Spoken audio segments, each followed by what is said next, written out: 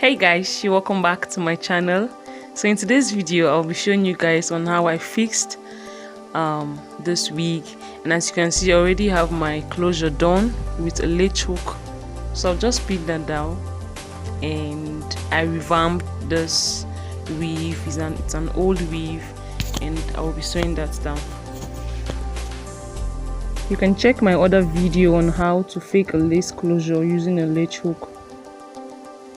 And as usual, I love to leave a space in front, just a little bit.